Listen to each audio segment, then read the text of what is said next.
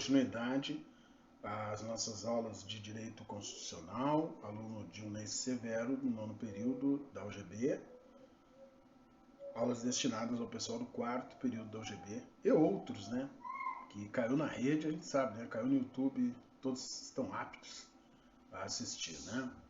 Então, nós estamos falando sobre o Supremo Tribunal Federal. Na última aula eu falava que por que tem o artigo 101 fala que o Supremo compõe-se de 11 ministros, porque 11 é um número ímpar, né? Ou seja, não é divisível por 2. E se fosse divisível por 2, tivesse 10 ou 12, aí ia ficar diante de uma questão que aparecesse lá no Supremo, ia ficar a metade a favor e a metade contra. E aí o que ia acontecer? Ia dar empate. Então, empate é decisão? Não. Não é decisão, não está indo nem para a direita nem para a esquerda, ficou empatado. Então é por isso que precisa de um número ímpar, ou seja, um número não divisível por 2, que aí nunca vai dar essa questão do empate, né? Ou vai dar, tem que dar 6-5, né?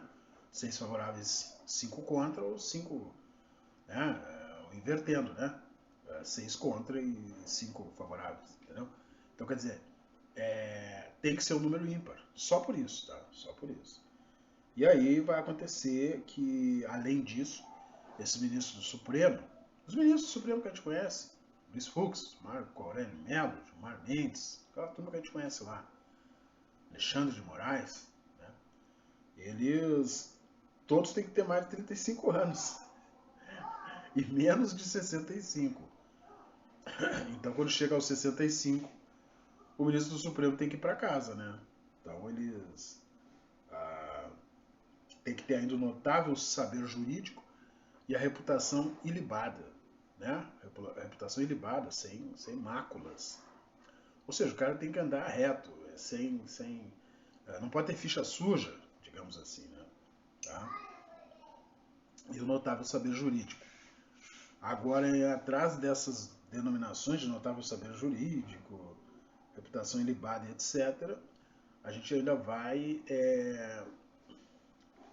encontrar muitas resistências, né, que a gente vê aí pela parte política, né, quando o ministro do STF toma uma decisão que não é favorável para um ou para outro, né, aí as pessoas dizem, poxa, mas o ministro Toffoli nunca foi juiz, ele era um advogado apenas, né, e ele já foi até advogado do Partido dos Trabalhadores.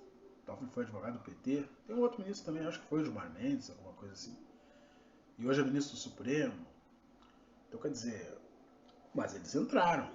E a Constituição já estava posta aqui, ó, notável saber jurídico e reputação ilibada. Se eles passaram pelo crivo, né, passaram lá pelo Senado, pelo Congresso, é porque eles tinham essa condição. E estão lá e fazem parte da Corte Máxima da Nação. Esses ministros do Supremo eles serão nomeados pelo Presidente da República, depois, então, aqui, ó, no parágrafo único, de aprovada a escolha pela maioria absoluta do Senado. Então é o Senado que escolhe, que aprova, né? Eles passam por uma sabatina.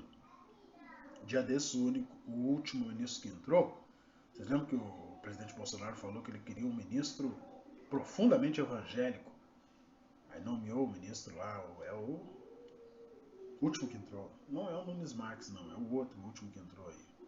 Tô aqui falando de cabeça, né, gente? Eu não vou, assim, pesquisar, não. Isso aqui não é uma...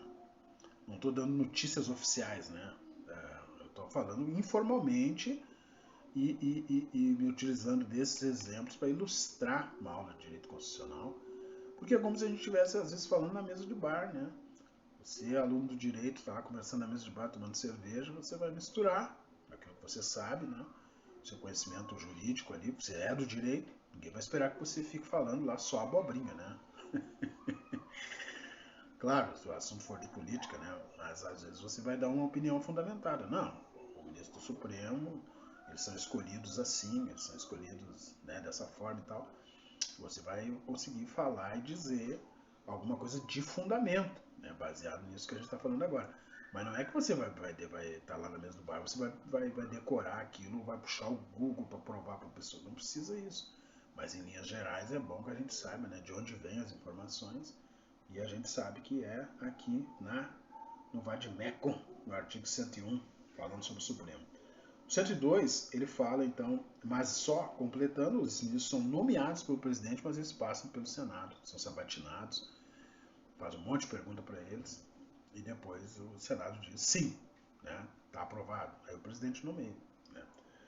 Muito bem. Então, compete ainda no 102 ao Supremo Tribunal Federal, principalmente, qual é a função do Supremo? Ele tem que guardar a Constituição. Né? Então, literalmente, ele tem que, né, andar com a Constituição debaixo do braço. Tem que guardar a Constituição. Né? O que é guardar a Constituição? Não, calma. Aí eu vou botar debaixo do braço, poxa. Mas é fazer uma fiel observância daquilo que está previsto na Constituição. Se está ali no livrinho, ele tem que fazer valer. Né? Ele tem que interpretar o que está no livrinho. Né? Porque às vezes causa uma lei, ela pode causar dissonância, ou seja, divergência. Então uma lei, aqui no Rio de Janeiro, não paga-se o funcionário público porque ele não pode acumular funções. Mas no Espírito Santo, o mesmo caso diz que ele pode. Mas lá no Rio Grande do Sul, o mesmo caso diz que ele não pode. Mas, então, é uma mesma lei que está lá dizendo sobre o pagamento do funcionário público, né, que ela é interpretada de maneira diferente em estados diferentes da federação. Então, se torna uma causa constitucional, porque aí os ministros do Supremo têm que ler a lei lá e fazer uma interpretação de texto, né, que nem a gente fazia lá no primário, né? A gente analisava a frase, né? João procurou uma casa para comprar. Né? Quem é o sujeito da oração? João. Né? Qual é o verbo? Procurar. Quem procura, procura alguma coisa. Né? Uma casa. Então é um objeto direto. Né? Então aqui a gente já está utilizando português agora. Né? Para quê? Para comprar. Né? Objeto direto e indireto. Então, você tem que fazer a interpretação daquela lei. E às vezes a interpretação se dá dessa forma como eu fiz agora, interpretação gramatical até, né? Ela desce ao português. Às vezes uma palavrinha só muda o sentido da interpretação de toda uma lei, né? Temos isso. Mas, voltando à questão aqui, é essa a função do Supremo. Fazer a guarda da Constituição. Né? Ele ainda tem outras funções, a guarda é a maneira geral. Né? Mas ele ainda pode processar e julgar, né? Por exemplo, as ações diretas de inconstitucionalidade. Né? É como eu falei. Então tem uma lei, tem um ato normativo lá no Estado, né, que está diferente do outro, está sendo mal interpretado. Ele vai dizer se aquela lei é constitucional ou ela é inconstitucional. Então o Supremo julga essas ações, a ADI que a gente chama, a ação direta de constitucionalidade. Deu problema, a gente faz a ação direta de constitucionalidade, manda para o Supremo e ele vai interpretar. Essa lei pode, não pode, está certa, não está certa. Ainda pode o Supremo, no artigo 102, na letra B, ele pode trabalhar em cima das infrações que são comuns, né, do presidente da República, do vice e dos membros do Congresso, dos próprios ministros do Supremo, né, e da Procuradoria-Geral da República. Então essas autoridades máximas aí, elas são julgadas pelo Supremo. Ok? Então, nas infrações penais comuns, o Supremo julga o presidente da República, o vice-presidente da República. Tá? Então o presidente, alguém julga ele, é o Supremo. Tá? Membros do Congresso Nacional, um deputado, um senador. Os próprios ministros do Supremo são julgados dentro do Supremo. E o Procurador-Geral da República, que são julgados também pelo Supremo. É outra função do Supremo. Na letra C fala que nas infrações penais comuns e nos crimes de responsabilidade do ministro de Estado. Então o ministro lá cometeu um deslize lá e ele vai ser devidamente julgado. Por quem? Pelo Supremo. O ministro pode ser o ministro comandante da Marinha, comandante do Exército, né, comandante da Aeronáutica, que toma uma decisão lá que vem a ter uma repercussão, claro, negativa, deletéria, de efeitos danosos, né, para a nação. Ele vai ser julgado naquele ato pelos ministros do Supremo. que é a corte máxima da nação. A letra C fala que ele julga o habeas corpus também, né?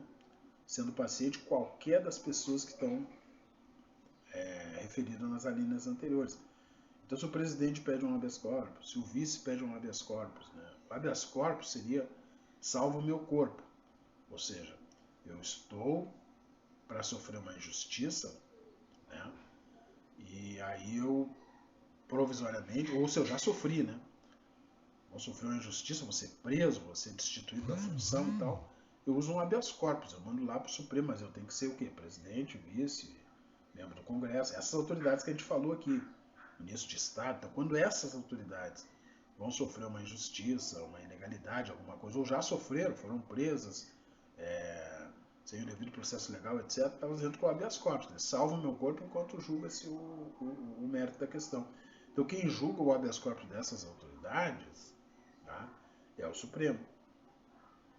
O mandato de segurança, a mesma coisa, né, aquela medida que a gente toma lá contra uma decisão de alguma autoridade que venha prejudicar. Então, quando essas pessoas lá, presidente, vice e tal, entrarem com o mandato de segurança também, ele vai julgar, né?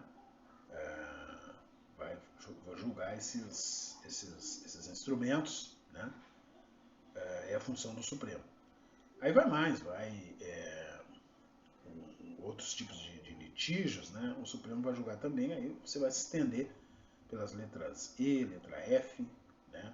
Tudo do artigo 101 da Constituição, você vai ver onde o Supremo atua.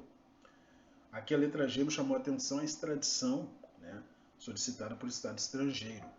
Vocês estão acompanhando o caso do jogador Robinho, do famoso do Santos, né, o famoso Robinho da pedalada, aquele. O Robinho, ele se envolveu lá na Itália com uma acusação de estupro, né?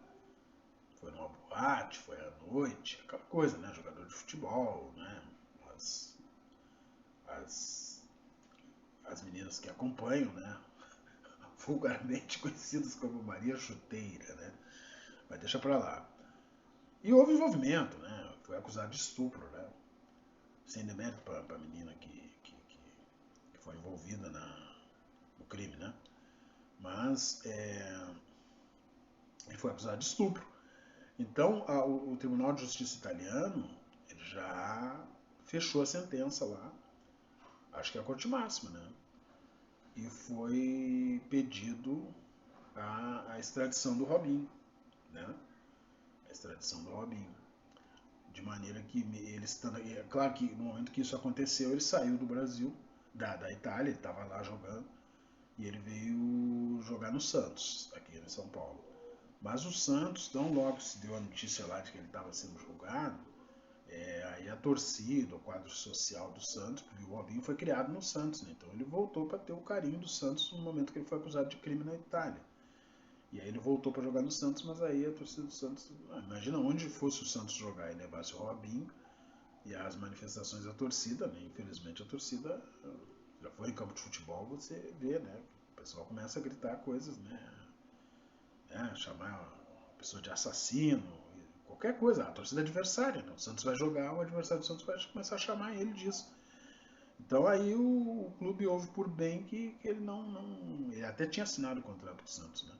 Para ele não continuar, ele não ia jogar no Santos. Então, eles então fizeram tinha um contrato, eles fizeram reverteram, né, o contrato, né? Para que ele não jogasse no Santos para evitar esse tipo de coisa. Mas ele está aqui no Brasil, com certeza, né? Um jogador famoso, né? Deve estar exercendo alguma função aí. E agora a Itália, foi 2 semanas atrás, a Itália mandou, acho que um pedido de extradição do Robinho, ou seja, que ele embarque, vá para a Itália e vá cumprir a pena lá. Agora o Supremo, ele julga nessa extradição solicitada por Estado estrangeiro. Isso me chamou a atenção aqui na letra G. Tá?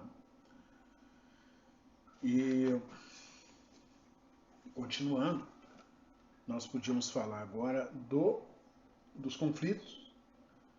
O Supremo julga conflitos de competência entre o Superior Tribunal de Justiça e quaisquer tribunais, entre tribunais superiores ou entre estes e qualquer outro tribunal. Então, às vezes, os tribunais estão brigando entre eles, né? Tribunal Superior de Justiça, o TST, né, brigando com os tribunais dos estados por uma questão, aí, bom, deixa que o Supremo interpreta isso. Ok? Então, por enquanto, a gente para por aqui. Esse artigo 101 do Julgo Supremo, na letra P, na letra O, que é os conflitos entre os tribunais, mas a gente continua.